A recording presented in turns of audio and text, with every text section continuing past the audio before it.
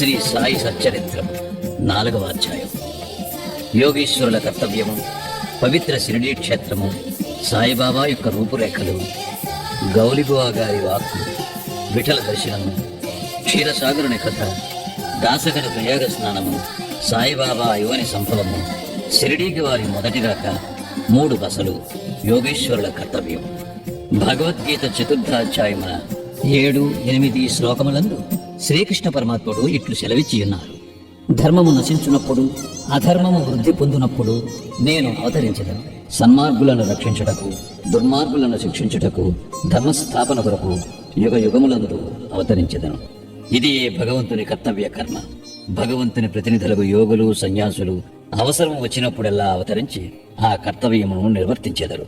ద్విజులకు బ్రాహ్మణ, క్షత్రియ, వైశ్య జాతుల వారు తమ కర్మలను మానునప్పుడు, శూద్రులు పైజాతుల వారి హక్కులను అపహరించినప్పుడు, మత గురువులను గౌరవించక అవమానించినప్పుడు, ఎవరునూ మత బోధలను లక్ష్య పెట్టనప్పుడు, ప్రతివాడునూ గొప్ప పండితుడునని అనుకున్నప్పుడు, జనులు నిషిద్ధాహారములు, మద్యపానములకు అలవాటు పడినప్పుడు, మతము పేరుతో కాని పనులు చేయనప్పుడు, వేరువేరు మతముల వారు తమలో తాము కలహించుతున్నప్పుడు, బ్రాహ్మణులు సంధ్యావందనము మానునప్పుడు, సనాతనులు తమ మతాచారములు పాటించనప్పుడు, ప్రజలు ధనధారా సంతానములే జీవిత పరమార్థముగా భావించి మోక్ష మార్గమును మరచునప్పుడు, యోగీశ్వరులు ఉద్భవించి వారి వాక్కాయ కర్మలచే ప్రజలను సవ్యమార్గమున పెట్టి వ్యవహారములు చక్కదిద్దుదురు.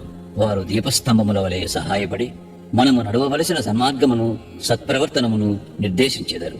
ఈ విధముగానే నివృత్తి, జ్ఞానదేవు, ముక్తాబాయి, నామదేవు, జానాబాయి, గోరా, గోణాయి, ఏకనాథుడు, తుకారాం, నరహరి, నర్షిభాయ్, సజన్కా సాయి, సాంవతమాలి, రామదాసు మొదలుగా గల యోగులను తదితరులను వేరువేరు సమయమునందు ఉద్భవించి మనకు సవ్యమైన మార్గమును చూపేది. అట్లే సాయిబాబా కూడా సకాలమందు షిరిడీ చేరిరి. పవిత్ర షిరిడీ క్షేత్రం అహ్మద్నగర్ జిల్లాలోని గోదావరి నది ప్రాంతములు చాలా పుణ్యతమములు. ఏలైనా అచ్చట అనేక యోగులు ఉద్భవించిరి, నివసించిరి. అట్టి వారిలో ముఖ్యులు శ్రీ జ్ఞానేశ్వర్ మహారాజ్. షిరిడీ గ్రామం అహ్మద్నగర్ జిల్లాలోని కోపర్గాం తాలూకాకు చెందినది. కోపర్గాం వద్ద గోదావరి దాటి షిరిడీకి పోవలను. నది దాటి 3 కోసులు పోయినచో నీమ్గాం వచ్చును. అచ్చటికి షిరిడీ కనిపించును. కృష్ణా తీరమందు గల గాణగాపురం, నరసింహవాడి, ఔదంబర్ మొదలుగా గల పుణ్యక్షేత్రముల వలె షిరిడీ కూడా గొప్పగా పేరు కాంచినది. పండరీపురమునకు సమీపమును గల మంగళవేడ యందు భక్తులకు దామాజీ, సజ్జనగడమందు సమర్థ రామదాస్, నరసోబాజీవాడి యందు శ్రీ నరసింహ సరస్వతి స్వామి వారు వర్ధిల్లినట్లే శ్రీ సాయినాథుడు షిరిడీలో వర్ధిల్లి దానిని పవిత్రమనర్చను. సాయిబాబా రూపురేఖలు. సాయిబాబా వలననే షిరిడీ ప్రాముఖ్యం వహించినది. సాయిబాబా ఎట్టి వ్యక్తియో పరిశీలించము. వారు కష్టతరమైన సంసారమును జయించినవారు. శాంతియే వారి భూషణం. వారు జ్ఞానమూర్తులు. వైష్ణవ భక్తులకు ఇల్లు వంటివారు. ఉదార స్వభావులు. సారములోని సారాంశము వంటివారు.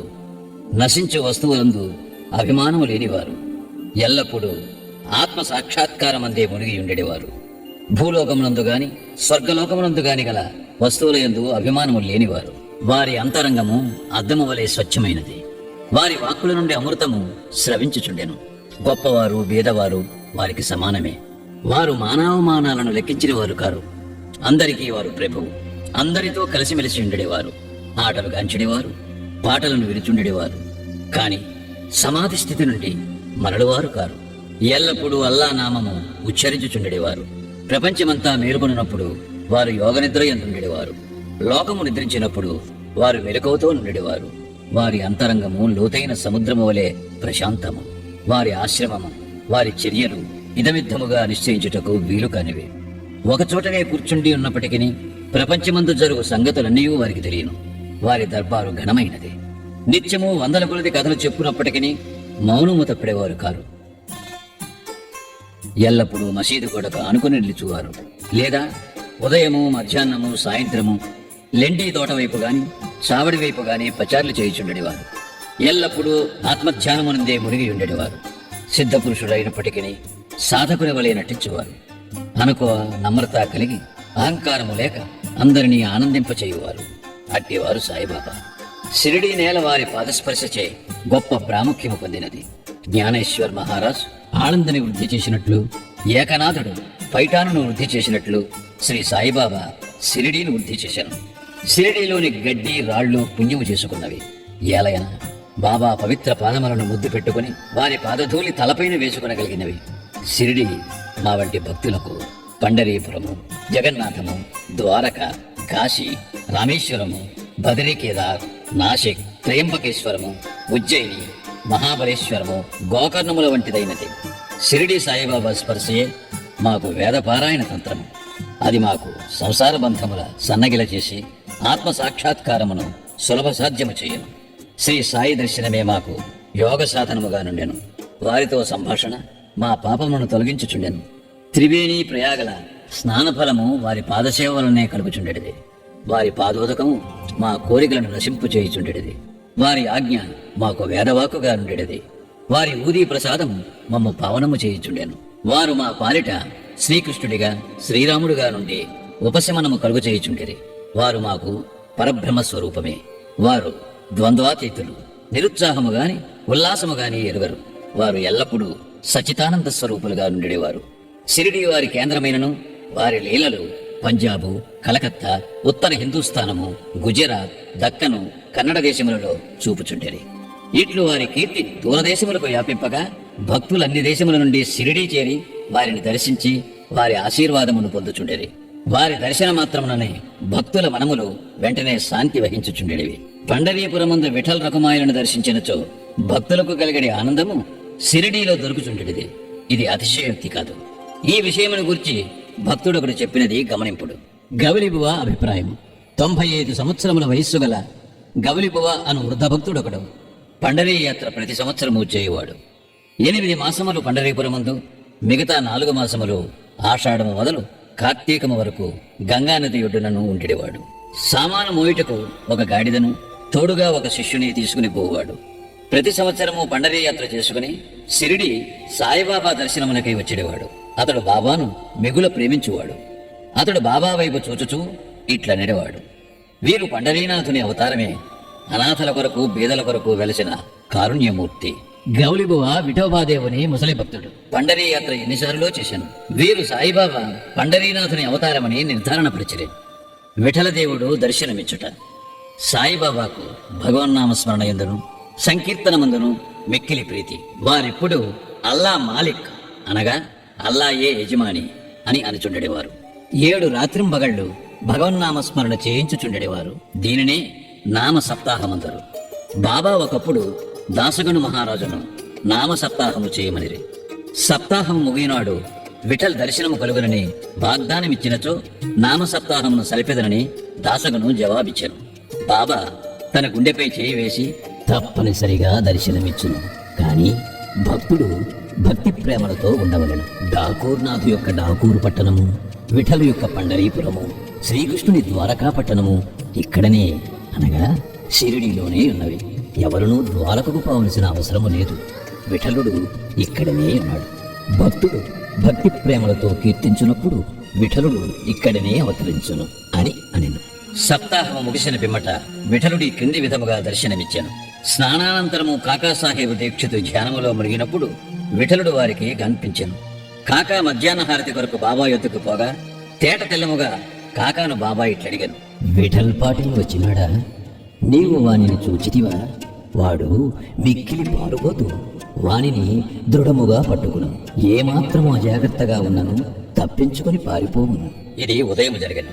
మధ్యాహ్నము ఎవడో పటములను అమ్మువాడు 25-30 విఠోబా చిత్రపటములను అమ్మకమునకు తెచ్చాను. ఆ పటము సరిగా కాకాసాహేబు ధ్యానములో చూచిన దృశ్యముతో పోలి ఉండెను. దీనిని చూచి బాబా మాటల జ్ఞాపకమునకు తెచ్చుకుని కాకాసాహేబు ఆశ్చర్యానందములలో మునిగెను. విఠోబా పటమునొకటి కొని పూజా మందిరములో నుంచుకునేను. భగవంతరావు క్షీరసాగరుని కథ. విఠల పూజ యందు బాబాకెంత ప్రీతియో భగవంతరావు క్షీరసాగరుని కథలో విశదీకరింపబడినది. భగవంతరావు తండ్రి విఠోబా భక్తుడు. పండరీపురమునకు నియమముగా యాత్ర చేయుచుండేవాడు. ఇంటి వద్ద కూడా విఠోబా ప్రతిమరించి దానిని పూజించేవాడు. అతడు మరణించిన పిమ్మట వారి కొడుకు పూజను, యాత్రను, శ్రాద్ధమును మానెను. భగవంతరావు షిరిడీ వచ్చినప్పుడు బాబా వాని తండ్రిని జ్ఞప్తికి తెచ్చుకొని, వీని తండ్రి నా స్నేహితుడు కావున వీరిని చెటకు ఈడ్చుకొని వచ్చి తిని, వీడు నైవేద్యము ఎన్నటూ పెట్టలేదు. కావున నన్నును విఠలుని కూడా ఆకలితో మర్చినాడు. అందుచేత వీనిని ఇక్కడకు తెచ్చితివి. వీడు చేయునది తప్పని బోధించి చీవాట్లు పెట్టి తిరిగి పూజ ప్రారంభించున్నట్లు చేసేదను అని అనిది. ప్రయాగ క్షేత్రములో దాసగణ స్నానం. గంగా నది యమునా నది కలిగి చోటునకు ప్రయాగ అని పేరు. ఇందులో స్నానమాచరించిన ప్రతివానికి గొప్ప పుణ్యము ప్రాప్తించునని హిందువుల నమ్మకము. అందుచేతనే వేల కొలది భక్తులు అప్పుడప్పుడు అచ్చటికి పోయి స్నానమాడుదురు. దాసగను కూడా ప్రయోగ పోయి అచ్చట సంగమములో స్నానము చేయవలనని మనస్సును తలచెను. బాబా వద్దకేగి అనుమతించమనను. అందుకు బాబా ఇట్లు జవాబిచ్చెను. అంత దూరము పోవలసిన అవసరమే లేదు. మన ప్రయాగ ఇచ్చటనే కలదు. నా మాటలు విశ్వసింపు. ఇట్లు అన్నంతలో ఆశ్చర్యములన్నిటికంటే ఆశ్చర్యకరమైన వింత జరిగినది. దాసగన్ మహారాజు బాబా పాదములపై శిరస్సు నుంచిన వెంటనే బాబా 2 పాదముల బొటల వేళ్ల నుండి గంగా యమునా జలములు కాలువలుగా పారను. ఈ చమత్కారమును చూచి దాసగను ఆశ్చర్యచకితుడయ్యాను. భక్తి ఆవేశాలతో మైమరిచాడు. కన్నులు ఆనందాశ్రులతో నిండే అతని హృదయంలో ఉప్పొంగిన కవితావేశం శ్రీ సాయిలీలా గాన రూపంలో పెళ్ళుబుకింది. బాబా అయోని సంభవుడు. షిరిడీ మొట్టమొదటి ప్రవేశించుట. సాయిబాబా తల్లిదండ్రులను గూర్చి గాని, జన్మము గూర్చి గాని, జన్మస్థానమును గూర్చి గాని ఎవరికీ ఏమీ తెలియదు. ఎందరో పెక్కుసార్లు ఈ విషయములు కనుగొనుటకు ప్రయత్నించేది. పలుసార్లు ఈ విషయముగా బాబాను ప్రశ్నించేది. కానీ ఎట్టి సమాధానము కాని సమాచారము కాని పొందకుండేది. నామదేవు కబీరు సామాన్య మానవుల వలె జన్మించి ఉండలేదు. ముత్యపు చిప్పలలో చిన్న పాపల వలె లభించేది. నామదేవుడు భీమానది నదీ తటమున వాణాయికి కనిపించాను. కబీరు భాగీరథీ నదీ తటమున తమాలకు కనిపించాను. అట్టిదే సాయి జన్మ వృత్తాంతం. భక్తుల కొరకు బాబా 16 ఏళ్ల బాలుడుగా షిరిడీలో వేప చెట్టు కింద అవతరించాను.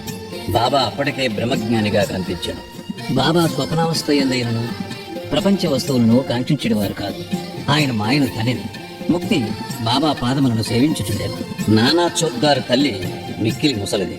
ఆమె బాబానిట్లు వర్ణించినది. ఈ చక్కని చురుకైన కుర్రవాడు వేప చెట్టు క్రింద ఆసనములో నుండేను. శీతోష్ణములను లెక్కింపక అంతటి చిన్న కుర్రవాడు కఠిన తపమాచరించుట, సమాధిలో మునుగుట చూచి గ్రామస్తులు ఆశ్చర్యపడింది. ఆ బాలుడు పగల ఎవరితో కలిసేవాడు కాదు, రాత్రి అందెవరికీ భయపడేవాడు కాడు. చూచిన వారు ఆశ్చర్య నిమగ్నులై ఆ చిన్న కుర్రవాడు ఎక్కడి నుండి వచ్చినాడని అడగసాగిరి. అతడి రూపం ముఖ లక్షణములు చాలా అందముగా ఉండేవి. చూచిన వారెల్లరూ ఒక్కసారిగా ముగ్గులకుచుండేది. ఆయన ఎవరి ఇంటికి పోకుండేను. ఎల్లప్పుడూ వేప చెట్టు కిందనే కూర్చున్నవాడు. పైకి చిన్న బాలుని వలె కనిపించినప్పటికీ చేతలను బట్టి చూడగా నిజముగా మహానుభావుడే. నిర్వ్యామోహము రూపుదాల్చిన అతని గూర్చి ఎవరికీ ఏమీ తెలియకుండెను. ఒకనాడు ఖండోబా దేవుడొకని ఆవేశించగా ఈ బాలుడు ఎవడై ఉండునని ప్రశ్నించేది. వాని తల్లిదండ్రులు ఎవరని, ఎచ్చటి నుండి వచ్చినవాడని అడిగిరి. ఆ ఖండోబా గణము ఒక స్థలమును చూపి గడ్డపాలను తీసుకుని వచ్చి అచ్చట త్రవ్వమనెను. అట్లు తవ్వగా అందులో కొన్ని ఇటుకలు, వాని దిగువ వెడల్పు రాయి ఒకటి కనిపించాను. ఆ బండను తొలగించగా కిందనొక సందు కనిపించాను. అచ్చట 4 దీపములు వెలుగుచుండాను. ఆ సొరంగము ద్వారా ముందుకు పోగా అచ్చటనొక భూగ్రహము కనిపించాను. అందులో గోముఖ నిర్మాణములు, కర్రబల్లలు, జపమాలలు కనిపించాను. ఈ బాలుడచ్చట 12 సంవత్సరములు తపస్సును అభ్యసించనని ఖండోబా చెప్పాను. పిమ్మట కుర్రవాణిని ఈ విషయం ప్రశ్నించగా వారలను మరపించుచు అది తన గురుస్థానమనియు వారి సమాధి అచ్చట గలదు కావున దానిని కాపాడవలేననియు చెప్పాను. వెంటనే దానిని ఎప్పటి వలె మూసివేసిరి. అశ్వత్థ ఔదంబర వృక్షముల వలె ఈ వేప చెట్టును పవిత్రముగా చూచుకొనుచు బాబా ప్రేమించేవాడు. మహల్సాపతి తదితర షిరిడీలోని భక్తులు దీనిని బాబా యొక్క గురువు గారి సమాధి స్థానమని భావించి సాష్టాంగ నమస్కారములు చేసేదారు. 3 వసతి గృహములు, వేప చెట్టును దాని చుట్టూనున్న స్థలమును హరివినాయక సాటేయను వాడుకొని సాటేవాడాయను ఒక పెద్ద వసతి గృహమును కట్టించారు. అప్పట్లో షిరిడీకి పోయిన భక్త మండలికి ఇది ఒక్కటియే నివాస స్థలము. వేప చెట్టు చుట్టూ ఎత్తుగా అరుగు కట్టిది, మెట్లు నిర్మించేది. మెట్ల దిగువన ఒక గుడి వంటిది కలదు. భక్తులు మండపంపై ఉత్తరాభిముఖముగా కూర్చునిదరు. ఎవరిచ్చట గురు శుక్రవారములు ధూపము వేయుదరో వారు బాబా కృప వల్ల సంతోషముతో నుండెదరు. ఈ వాడ చాలా పురాతనమైనది కావున మరమ్మతులకు సిద్ధముగా నుండెను. తగిన మార్పులు మరమ్మతులు సంస్థానము వారు చేసిరి. కొన్ని సంవత్సరముల పిమ్మట దీక్షిత్వాడ అయిన పేర ఇంకొక వసతి గృహము కట్టబడినది. న్యాయవాది అయిన కాకాసాహెబ్ దీక్షిత్ ఇంగ్లండ్కు పోయాను. అచ్చట రైలు ప్రమాదమున కాలు కుంటుపడెను. అది ఎంత ప్రయత్నించినను బాగుగాలేదు. తన స్నేహితులకు నానాసాహెబ్ చందోర్కర్ షిరిడీ సాయిబాబాను దర్శించమని సలహా ఇచ్చాను. 1909వ సంవత్సరమున కాకా షిరిడీకి పోయాను. బాబా దర్శన మాత్రమున అమితానంద భరితుడై షిరిడీలో నివసించుటకు నిశ్చయించుకున్నాను.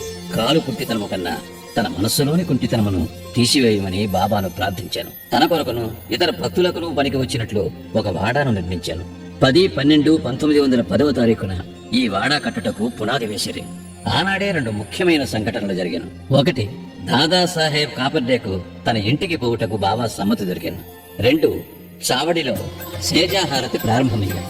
దీక్షిత్వాడ పూర్తి కాగానే 1911వ సంవత్సరంలో శ్రీరామనవమి సమయమందు శాస్త్రోక్తముగా గృహప్రవేశము జరిపిరి. తరువాత కోటీశ్వరుడును నాగపూర్ నివాసియగు బూటి మరొక పెద్ద రాతి మేడను నిర్మించాను. అతడు చాలా ద్రవ్యము దీని కొరకు వెచ్చించిన ద్రవ్యమంతయు నిజమునకు సార్థకమయ్యాను. ఏలైనగా బాబా గారి భౌతిక శరీరము అందులో సమాధి చేయబడినది. దీనినే సమాధి మందిరమందుడు. ఈ స్థలములో మొట్టమొదట పూల తోట ఉండేను. ఆ తోటలో బాబాయే తోటమాలిగా మొక్కలకు నీళ్లు పోయిట మొదలుకునివి చేసేవారు. ఇట్లు 3 వాడాలు కట్టబడెను. అందుకు ముందు ఇచ్చట ఒక్క వసతి గృహం కూడా లేకుండెను. అన్నిటికంటే సాఠేవాడ మొదటి రోజులలో అందరికీ చాలా ఉపకరించుచుండెను. 4వ అధ్యాయం సంపూర్ణం. సద్గురు శ్రీ సాయినాథార్పణమస్తు.